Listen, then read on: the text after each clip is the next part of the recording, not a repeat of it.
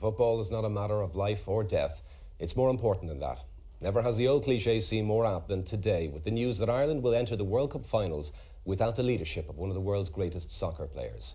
We've known for some time of the tensions between Mick McCarthy and Captain Roy Keane, but nobody could have predicted the turn of events on the Pacific island of Saipan. Mick McCarthy and the FAI say Roy Keane crossed the line from constructive criticism to outright abuse. Roy Keane supporters say this is the latest in a long line of self-destructive decisions by the Irish soccer establishment. In a few minutes, we'll get the view from both sides of the debate. But first, Ethna O'Brien has been looking at a sensational 48 hours in Irish sporting history.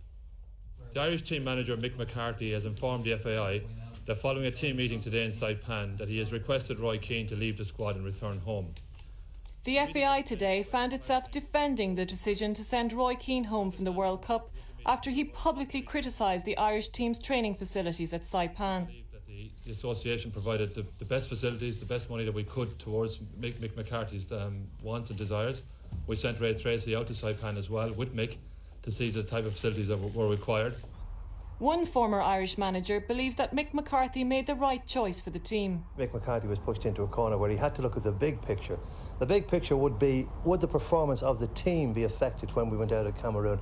And if after consultation, which is supposed to have happened, that was the case, if he did consult with the senior players and say, OK, the morale and all that sort of thing, well then there was only one decision that could be made.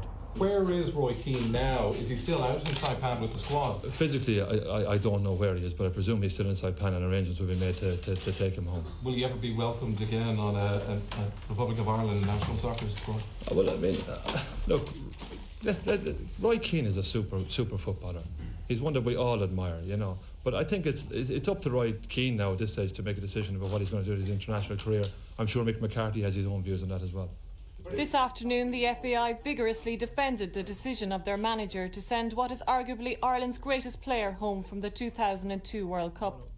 Mick McCarthy got us qualified for a World Cup in one of the most difficult groups with Portugal and Holland, so I will not entertain any criticism of it. Roy Keane actually got us. Yeah, that's a valid point, and I'm just wondering what your opinions are. That's a fair point. So other people would say Shane Given got us there. Other people would say Steve Stalling got us there. So but Roy Keane is the name that's always pointed at. The leadership came from Mick McCarthy. He was our manager. There's never a case of one man making a team. We know his great contribution to our cause. We know what he did in all the qualifiers.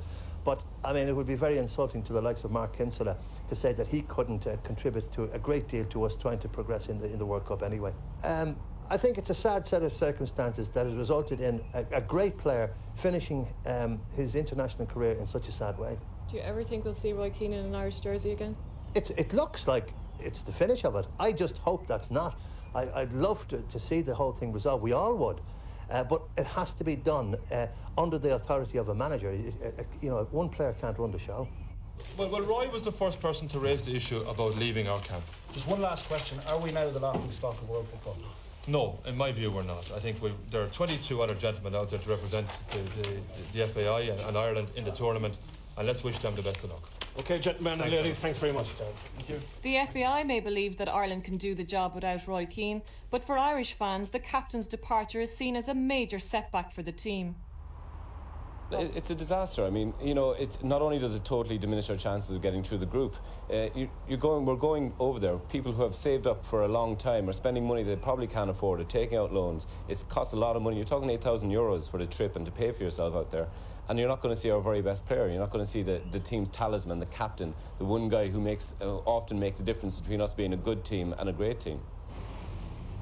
Tonight, as Roy Keane packs his bags, here in Dublin, some Irish fans are preparing us for a World Cup where Keano is already history.